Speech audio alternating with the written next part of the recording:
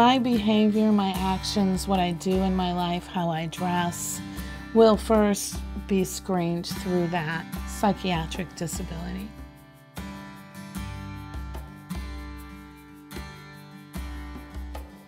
I have been diagnosed, labeled, and regarded as having a major mental illness. More specifically, the label is bipolar disorder. The majority of my childhood, there's really no newsflash, athletic, lots of friends, did well in school, no real issues. Then I went to college, and I had a very difficult time adjusting. My mom had a friend who was a psychiatrist. He had my life figured out, and he told me, you have manic depressive illness. You will have it for the rest of your life. And if you're very compliant with medication, someday you may be able to be a waitress. In that 15-20 minute period, he closed the book on what I regarded as a life that would have meaning for me. After a longer period, I was hired at what was then Maine Advocacy Services, which is now the Disability Rights Maine. And looking at the world that people with psych labels live in, it's very difficult to kind of put a finger. It's not as black and white. It can be very coded, the discriminatory attitudes.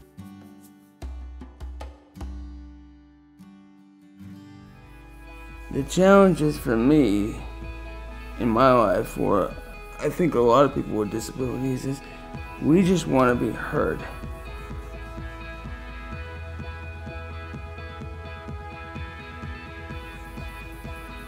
My disability is cerebral palsy, and I also have an intellectual disability. I totally believe that you are in charge of making your own dreams happen, because they don't just come naturally. I like to do crazy stuff. Skydiving, it was from 14,000 feet, speeds of 120 miles an hour.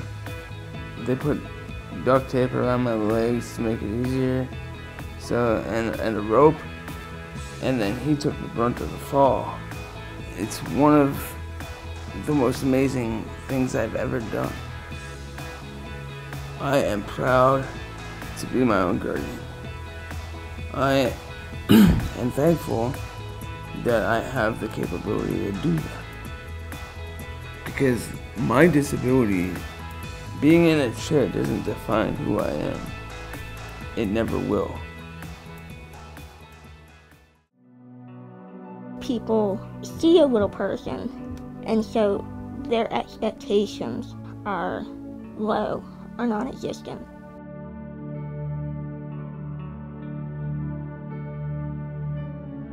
When people first see me, they sort of can tell something's going on, because I don't look like just a little kid.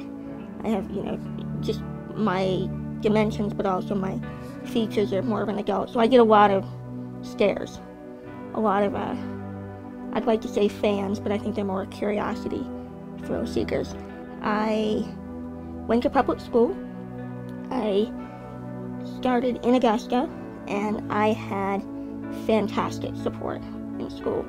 And I think it's really because my parents had normal expectations for me. My disability is not hidden.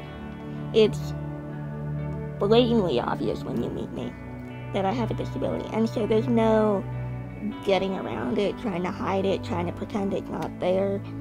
I go into the store and kids follow me, or kids stare and parents, shush them away. Like, no, don't look. Like I'm contagious.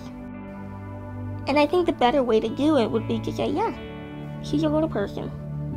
Some people are tall, some people are not. And that's okay. And I welcome questions, because I know it's not typical to see a 3.5 foot woman walking down the street, you know, and I get that, but I would rather people be inquisitive than treat me like I should be behind closed doors. I'm just short.